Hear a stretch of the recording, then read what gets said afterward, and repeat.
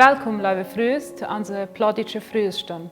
Von der wollen wir uns ein Thema anhören über Eten. Welkom, Angelina Jinter. Ik freue mich, dass du von der das Programm eingeschaltet hast, um zu hören. Von der wollen wir uns mit dem Thema beschäftigen, was von Eten uns geht. Eten hier zu unserem Alltag. Wir eten jeden Tag, wenn uns Körper dort braucht. Auch wenn wir nicht einmal daran denken, dass uns Körper dort braucht, eten wir. Wir eten manchmal, wenn es uns das Schein schmeckt, zum Schein gehen ist. Und sie eten vielleicht auch, wenn es dir das schlecht geht oder wenn es dir einsam sind und sich allein fühlen. Das Eten ist aber dazu gedacht, dass uns Körper dort brauchen kann, um zu funktionieren. Das heißt nicht, dass man nicht auch mal zum Schein gehen ist oder zum Schein schmecken eten kann. Das kann man auch mal tun. Aber ganz wichtig ist, dass dort, was wir eten, unserem Körper geht. Sie sich all seht, uns Körper braucht regelmäßig Eten, damit er schaffen kann. Einmal muss alles im Körper funktionieren, das Hort, der Verstand, unsere Verdauung. Und dann brauchen wir auch Energie, um zu arbeiten, um uns zu bewegen. Das ist die Fahrt, die den Brennstoff brauchen, um zu fahren. Sie braucht uns Körper die Energie, damit wir schaffen können. Bloß die Frau ist, was von Eten braucht uns Körper und wie viel braucht er davon? Darüber will ich von der reden. Wenn ich bloß fertig und säutet ete, dann fühle ich mich bald schwach und schlapp. Und wenn ich so lange ete, bis mein Bauch richtig voll ist und ich übersatt sie, dann wollte ich aber allein abnehmen um Gewicht. Hier sage ich dann, dass mein Körper dort nicht so geht. Unser Körper braucht gute Nährstoffe, um gut zu funktionieren und um gesund zu bleiben. Die Nährstoffe haben wir im Eten, jedoch ist, dass wir Pflanzen und Tiere eten. Und das kriegt unser Körper. Von dort kriegt der Körper genug Nährstoffe. Wir brauchen nicht noch Perlen oder irgendeine andere Sachen zum gesund eten. Unser Körper ist auch von Gott gemerkt. Gott hat Adam mit ihr gemerkt und Eva merkt dann von Adam. Und wir lesen dazu auch in 1. Mose. Und Gott sieht auch, dass das geht, wie es heute den Mensch gemerkt hat. Unser Körper besteht über die Hälfte von Wasser und dann noch andere Stoffe. Das heißt, dass ich meinem Körper Wasser und andere Nährstoffe dann auch jeden Tag geben muss, dass er schaffen kann, dass er gut funktionieren kann. Ich muss auch noch gucken, dass ich nicht zu viel und auch nicht zu wenig esse. Das Mut ist auch wichtig anzuhören. So, wie sieht das nicht alles praktisch aus? Wie sieht gutes Eten aus? Wie sieht das aus, wie viel ich eten soll, damit der Körper auch genug kriegt? Und du möchte ich mit dir ein Beispiel nennen für einen Tag planen, wie ein Tag aussehen kann. Und damit du auch ein besseres Bild darüber hast, wie ein Tag zum Beispiel ist, mit dem guten Eten, was uns Körper gut tut. Das Frühstück ist eine ganz wichtige Mahlzeit am Tag. Nachdem wir 8 bis 9 Stunden geschlafen haben, in uns Körper ladig ist, braucht die Energie, damit wir weiter in den Tag gehen können. Das meint aber nicht, dass ich viel eten muss von das Frühstück. Wichtig ist, was ich ete. Zum Frühstück ist wichtig, dass ein Getreide dabei ist, dass es Milch enthält und dass es ein Oft ist. Das Beispiel, das ich mitgebracht habe, ist Haferbrot mit Milch und eine halbe Banane. Das Frühstück gibt uns Energie, das Frühstück liefert auch Vitamine, das liefert Mineralstoffe. Und auch du hast die Ballaststoffe, die unsere Verdauung geht. Das Frühstück liefert dort, was unser Körper braucht für den Tag, um eben gut loszukommen zum Morgens. Bei kleinen Raum merken wir meistens eine Pause. Einige sind dann vielleicht auch hungrig, andere eten aus Ungewohnheit. Auch dann ist das gut, wenn wir im Bett was eten. Zum Beispiel ein Uf, das kann ein Melönchen sein. Das Melönchen ist nicht gerade aus meinem Garten. Vielleicht habe ich andere Uf im Garten. Vielleicht Guayava oder Kirsche, Erbüs. Was immer ich im Garten habe, ist sehr gut zu eten. Wenn wir dann gucken, was hier bei uns war, das brauchen wir nicht von durchhalten, wenn das vielleicht in Chile kommt oder in Argentinien. Die Sachen, die hier war, haben gute Nährstoffe, die Riepen ohne Plant und daher sind die auch besser für uns. Und der Grund, warum dann nochmal empfohlen ist, dass wir eine Kleinigkeit eten, das ist einfach, damit uns Blutzuckerspiegel nicht so stark fällt und wir nicht hungrig waren, bis wir bei dem Mittag sind. Das gibt uns dann noch einmal genug Energie, dass wir bei dem Mittag noch arbeiten können. Das Mittag ist bei uns im Chaco in Paraguay die wichtigste Mahlzeit, der Hauptmahlzeit. Und du isst das Geld, wann wir das Mittag auch Geld planen. Zum Mittag hier unbedingt 3 Sachen. Das ist einmal das Gemüse, dann das Fleisch und die Beilage, das was wir kochen. Das kann erst in diesem Fall ein Papas, das kann aber auch Nudeln sein, das kann Reis sein, das kann Itschake sein, mit Jöka. Wie viel soll ich zum Mittag essen? Für eine Person, die zwischen 20 und 50 ist, das sind ja die Frühs, auch hier wahrscheinlich auch viel Tötchen. Ich habe mir mit Duno gerecht, regt eine Schiff voll Tö. Das hängt aber auch ein bisschen davon ab, wie viel man arbeitet. Wenn man sehr arbeitet, braucht man halt ein bisschen mehr Energie. Wenn man nicht sehr körperlich arbeitet, dann braucht die Körper halt ein bisschen weniger. Und wenn der Schiff so aussieht, dass die Hälfte Gemüse ist, dass ein Viertel Fleisch ist, ein Viertel ist die Beilage, die ich dazu gekocht habe. Damit kannst du sicherstellen, dass dein Körper genug hat. Wenn wir 2 so eine Scheiben eten, oder wenn das anders verteilt ist, dass vielleicht die Hälfte von den Papas oder Nudeln oder Reis ist, dann kann das darum kommen, dass wir das nicht alle verbrauchen, die Energie, und dann dass wir teilnehmen an Gewicht. Den Gemüsesalat kann man anmerken mit einer Zitrone, mit Salz und Pfeffer. Das gibt auch einen guten Geschmack. Die Zitrone hat Vitamin C, das hilft dann auch, dass das gut verarbeitet werden kann.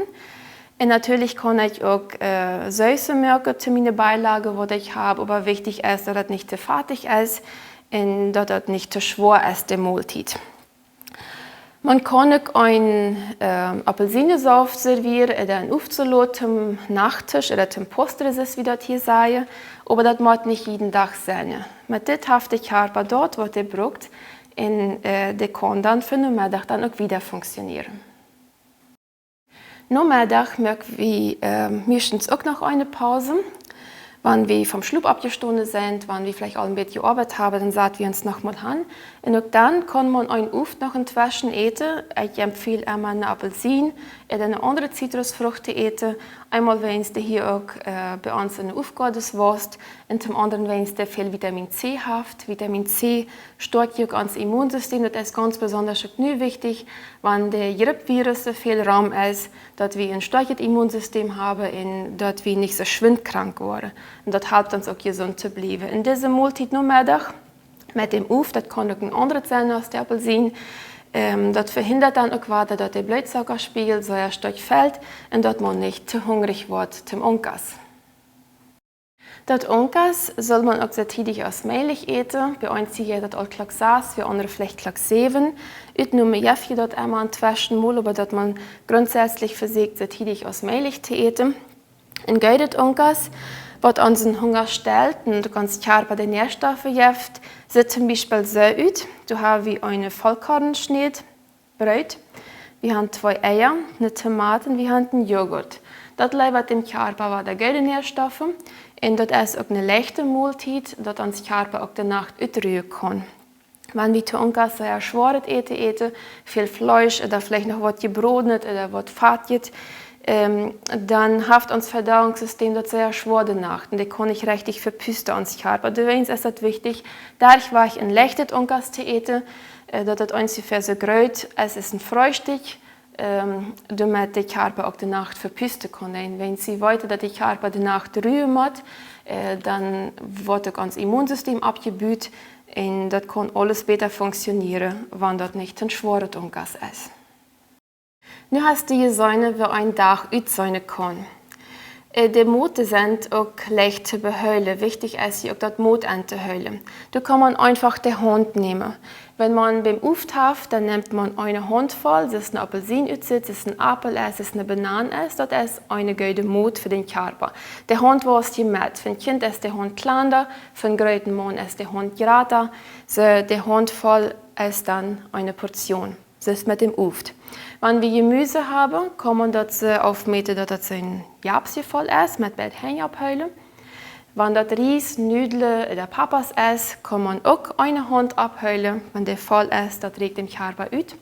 Wenn das Fleisch ist, nimmt man die Handfläche ohne Finger. Das regt den Körper aus für die Mahlzeit und Fleisch. Wenn dort Flüssigkeiten sind, es malt oder Wasser, dann kann man ein Glas nehmen, 250 ml, wäre das noch aufmeten will. Das ist dort, was dem Körper dann auch utträgt. Also ich habe auch verhindert, dass wir nicht zu viel essen. Wenn es zu viel sperrt sich auch nicht gut. Das Plan ist angepasst, diese Empfehlungen, die ich gerade sehe, das ist für früh zwischen 20 und 50, wenn es dort auch unsere Zielgruppe ist, nu im Moment. Wir müssen aber bedenken, dass wir eine andere Richtlinie haben. Die brauchen dadurch mehr, wenn es die Schwanger arbeiten, die haben auch einen anderen Körper als die Frühs. Das gibt für Kinder noch Richtlinien, die angepasst sind, wenn sie im Wassalter sind. Die brauchen dann besondere Nährstoffe, wo man dann auch darauf achten muss, damit die genug kriegen. Für Jugendliche und auch für ältere Menschen gibt es ein bisschen andere Empfehlungen. Vielleicht ist Ihnen aufgefallen, dass an diesem geplanten Tag kein Zucker und wenig Fett drin wird, kein Salzgebackenes, keine Kuchen, keine Torte. Wenn wir einen normalen Alltag haben in der Weg, dann braucht der Körper das auch nicht unbedingt. Der Zucker, das kriegen wir von dem Auf, das wir essen. Und das Fett ist auch drin, das haben wir im Fleisch, das haben wir in andere Sachen, die wir servieren. Man kann inzwischen mal Torte, Kuchen, auch Salzgebackenes haben, aber dann euer vielleicht zum Wecken eng oder wenn die besondere Faste feiern. Wenn es aber lang, wenn wir zu viel von dort essen, das tut unserem Körper nicht gut. Das merkt uns schlapp und das merkt uns müde. Wir haben nicht genug Energie. Das sperren wir dann all. Und dann wollen wir all, dass unser Körper das nicht so gut tut. Und wenn wir aber lang dort essen, dann merkt das auch irgendwann unseren Körper krank. Und dort ist hier dort, was wir nicht wollen. Wir haben uns nur angeguckt, was von Essen unserem Körper gut tut. Was wir aber auch noch beachten müssen, ist, dass wir das Essen auch selbst zerreuen. Wichtig ist, wenn ich es mählich angekündigt esse, wenn es sind auch Sachen bei, was unserem Körper nicht so gut tut. Zum Beispiel haben wir in gekaufte Cookies, in Tortenmischungen, in angekündigte Sachen. Du hast Sachen bei, das ist zum Beispiel Kliere, wo das Essen dann besser aussehen lässt. Du hast auch Sachen bei, was das Dollar schmecken lässt, was das auch ein Dollar riechen lässt und was das auch länger haltbar macht, also dass das länger hält. Und die Sache, die braucht uns Körper nicht unbedingt. Das heute dann, wenn ich viel von seinen angekündigt esse, dass mein Körper das aber allein auch nicht so gut tut. Und dort wir so viel als möglich von Pflanzen, von Tieren essen und dort wir dort auch selbst zerreuen, was wir dann auf dem Tisch haben. Ein Tag habe ich Säune, die geplant wird. Und da sind aber auch ein paar Sachen, was man in der Weg noch beachten kann, damit der Tag nicht einmal gleich aussieht, was wir planen. Da ist zum Beispiel einmal wichtig, dass man einmal den Weg schaubeln zerreut, zum Beispiel mit Reis. Schaubeln haben sehr gute Nährstoffe. Der ersetzt auch Fleisch, dann kann man weniger Fleisch oder kein Fleisch servieren. Zweitens, dass man einmal den Weg in Fatbrot. Wir kennen vielleicht den Ausspruch, dass Fett merkt Fett. Also wenn ich zu viel Fett esse, dann spicke ich dort im Bauch oder in den Schinkjes. Und das sammelt sich da an und ich werde dicker. Und wenn das über längere Zeit ist, kann ich dort auch am Cholesterinspiegel sein, was dann zu hoch ist. Oder die Fette im Blut sind dann zu hoch. Das kommt davon, dass der Körper die Fette, die man isst, nicht alle verarbeiten kann. Dann auch ist es auch wichtig, dass man darauf guckt, dass man verschiedene Essen isst. Von alles was, mal Reis, mal Nudeln, mal Papas, mal Irrschocken, mal Suppe, mal Schaubeln, dann auch mal Rindfleisch und mal Schub, Fisch und Hühner. Das gibt sehr viele verschiedene Sorten. Das heißt nicht, dass man in einem Weg das alles haben muss, sondern dass man einfach danach guckt, dass das in gewissen Abständen eben diese Vielseitigkeit bei ist. Und beim Ofengemüse gucke, dass das hier vielleicht in der Region kommt, dort was hier wächst, und dass man auch verschiedene Gemüse auch nimmt. Man muss nicht in einem Weg 7 Sorten Gemüse haben, man kann vielleicht mal einen Weg kommst in Jalmeer, und der andere Weg da Tomate und Gurke, damit es auch nicht schlecht wird, was ich mir dann vielleicht kaufe.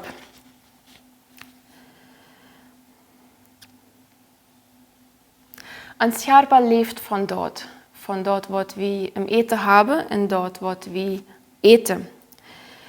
Je wie dem Körper wat geidet, dann kann der gesund und stark bleiben. Je wie dem Körper aber nicht wat geidet, dann kann der auch krank werden. Ich möchte noch kurz auf das Eten von Kindern eingehen. Vielleicht hast du kleine Kinder oder auch Schulkinder. Auch für die ist es sehr wichtig, dass die geidet Eten kriegen. Geht heute in diesem Fall nicht unbedingt, dass das Welle oder dass das schön schmeckt, sondern geht heute, dass dem Körper dort geht, dass geht Wasser kennen, dass geht Lieder kennen, dass sich geht konzentrieren können, wenn das ein Schulkind ist. Wenn das ein Schulkind ist das Frühstück sehr wichtig. Schulkinder sollen nicht ohne Frühstück nur die Schule gehen. Und auch durch können wir das Frühstück nehmen, was wir uns angekickt haben. Hoewel je dat met een maaltje een stuk oeft, want er mehrere Geschwister sind, kann man sich die Banane auch in 3 delen ein Stück oeft. Das hilft all die Vitamine, die ein Kind braucht. Ein Schulkind braucht auch ein gutes Pausenbrot. Das kann ein Grafbrot sein mit einem Tomat oder Gurke, ein Schnitt Käse und dann noch ein Stück Apfel zum Beispiel, sodass das Kind dann in der Pause das essen kann, um dann sich bei der Gute konzentrieren, was der Schulte eng ist. Am Mittagstisch soll das Kind dann dort eten, was auf dem Tisch steht, von alles in Bett wird. Normal spielt das Kind, dass das Haus abgehen. Und auch dann ist es wichtig, eine kleine Pause einzuplanen für das Kind, damit er einmal verpusten kann. Du kann ein Kind zum Beispiel auch oft eten, selbst Chipas, selbstgebackte Kuchen, das ist auch angebracht. Und Onkas kann das dann eben ein Brot sein mit Gemüse, ein Ei, Joghurt oder Milch. So, das liefert dann auch für das Kind die Nährstoffe, die es zum Wasser braucht. Und vor allem ist es auch wichtig, dass man genug Wasser trinkt. Ich habe schon gesagt, dass der Körper über die Hälfte von Wasser besteht. Und Wasser verlieren wir beim Schweiten, wenn wir im Klo gehen. Wasser verdunst auch über die Haut. Und du weißt, es ist wichtig, dass wir dem Körper immer wieder Wasser auch geben. Saßbad 8 Gläser ist durch eine Richtlinie, wo man sich richten kann. Auf jeden Fall soll man dann trinken, wenn man Durst hat, dass heute dann alle der Körper das braucht. Und das ich auch seht, das Wasser trinken ist wichtig. Man muss nicht jeden Tag Saft trinken, oder auch Gaseosas, was viel Zucker haben, sondern wenn der Körper aus Wasser besteht, wenn es der Wasser verliert, muss wir auch Wasser trinken, damit der Körper dort kriegt, was er braucht.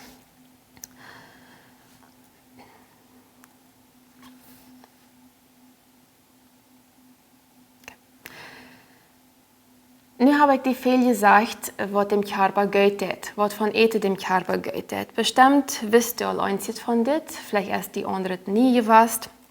Aber vielleicht kommt nur die eine oder andere früh die Frage ab, warum soll ich gesund eten? Warum soll ich dort eten, was mein Körper gut tut? Wenn es das ist nicht immer eine ganz einfache Sache, die Entscheidungen zu treffen, dort eten, was ich ete, dass mir dem Körper dort gut tut. Vielleicht hast du für die eine Antwort, vielleicht hast du keine Antwort. Ich möchte einmal 3 Gründe abführen, was vielleicht auch die Anrede kennen. Für mich ist das, Gott hat mich in deinen Körper geformt. Und er sieht, dass wir gut sind, dass er das gemerkt hat. Er lässt auch alle Pflanzen und Tiere wachsen, damit wir von der Eten können. Wenn wir Gott seine Geschöpfe sind, haben wir die Verantwortung, auf unseren Körper abzupassen, indem wir Gott zu unterhalten. Geht in der Hölle heute nicht alles eten, was wir wollen, und dass wir vielleicht abnehmen und teilnehmen und schwerfällig werden. Das heute nicht, dass wir nur ganz wenig eten und dass wir uns schwach und krank fühlen, sondern dass wir so eten, dass unserem Körper das geht und dass wir gesund bleiben können. Wir sind auch im Tempel von Heiligem Geist, das lesen wir auch in der Bibel. In unserem Körper ist was Gutes. Und wir können mit Gutes eten, ein Teil denen, dass er gesund und stark ist. Der zweite Punkt ist, wir eten Gutes zum Wasser. Wenn wir bereit sind, dann unterhalten wir uns mit Gutes eten, um sicher zu merken, dass wir auch was leisten können. Das heißt, ich sehe, dass wir Energie haben zum Arbeiten und dass uns das auch schön geht, dass uns das gut geht. Und drittens, wir eten, um für unseren Schöpfer das Beste zu sein. Wenn uns Körper gesund ist, fühlt er sich gut. Und dann ist unsere Säule noch ganz jetzt gesund. Der fühlt sich dann auch gut, wenn es diese 3 Typen sind. Wenn wir unserem Körper restig fühlen, wenn wir uns gut spüren, dann hält uns das auch, dass wir zufrieden sind. Und so soll wir dann auch, dass unsere Säulen uns jetzt dann auch gut geht. Wenn ich just sehe, dass gutes Eten dem Körper belebt, dann stimmt das so auch. Aber das gibt noch was anderes, was dem Körper auch belebt. Und das möchte ich mit dir teilen. Das lesen wir in der Bibel in Sprüche 3, Vers 1-8. Anerkennung bei Gott in Menschen. Mein Kind verjagt mein Gesetz nicht und hält meine Gebote mit dem ganzen Hort. Die wollen die ein langes Leben und viele Jahre in Frieden und Glück bringen. Lass Treuheit je Leib und Wahrheit nicht von die gehen. Häng die dir an, dass je nicht und hält dem Hort, wann die durchgeschrieben sind. Dann wirst du bei Gott in Menschen Geld angesehen sein und einen guten Nummer haben. Verlot die ab den Haaren mit dem ganzen Hort und verlot ihn nicht ab den Verstand. Denk an alles, was du denkst, und heu wird dir den rechten Weg weisen. Hält dich nicht selbst für klug, färch den Haaren und blieb weich von das Schlechte. Dort wird deinen Körper gesund heilen und wird deine Knöchel stark heilen. Teilpfotend, das Eten ist eine wichtige Sache in unserem Alltag. Unser Körper braucht das Eten, um zu funktionieren und um gesund zu bleiben. Wer einen Tag aussäunen kann, hast du gesaunen. Das Motheilen ist gerade so wichtig, als das Eten geht aussehen. Das haben wir auch gesaunen, dass wir unsere Hand kennen, um aufzumähen. Geht das Eten, das unserem Körper geht, das wollen wir auch fühlen. Wenn unser Körper gesund ist, spürt er sich gut und dass er auch unseren Gästen, unsere Säule geht, wenn es diese Sachen geteilt sind. Das Eten ist aber nicht das Wichtigste.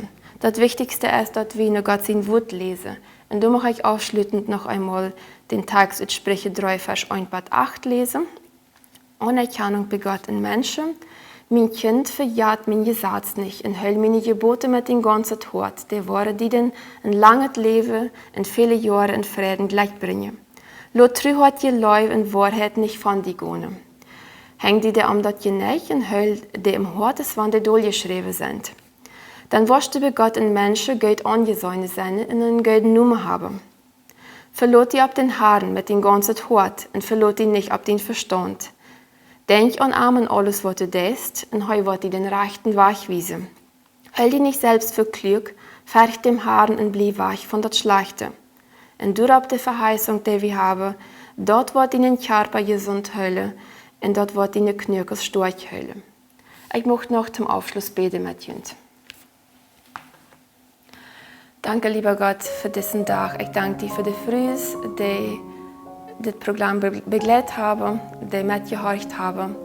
Und du weißt die Situation von jeder einzelnen Früh, mit was die zu tun hat am Tag. Und du hast uns unseren Körper gegeben, damit wir den auch was Gutes kennen, damit wir arbeiten können, damit wir leisten können, damit wir uns bewegen können, damit wir denken können. Und wir möchten diesen Körper, den du uns gegeben hast, auch gut und erhöhen. Dass wir gute Entscheidungen treffen, dass wir einen guten Lebensstil führen, in diesem Fall, dass wir gutes Eten erzeugen, damit unser Körper dort auch brauchen kann, um gut zu funktionieren, um gesund zu bleiben. Ich danke dir auch, dass du gesagt hast, wenn wir uns nur dein Wort heilen, dann wirst du uns auch Gelingen schenken, dann wirst du uns den rechten Weg weisen und du wirst uns auch immer weiter helfen, in diesem Bereich vom Eten zu bereiten, helfen, gute Entscheidungen zu treffen. Dafür möchte ich dir danken. Ich bitte dir um deinen Segen für jede einzelne Früh, die mitgekickt hat, die das Programm mitgehorcht hat. Und möchtest du eher dort geben, was sie in dem Moment braucht, und einfach dich bei sein. Und ja, wir möchten diesen Tag auch wieder in deine Hand legen. Amen.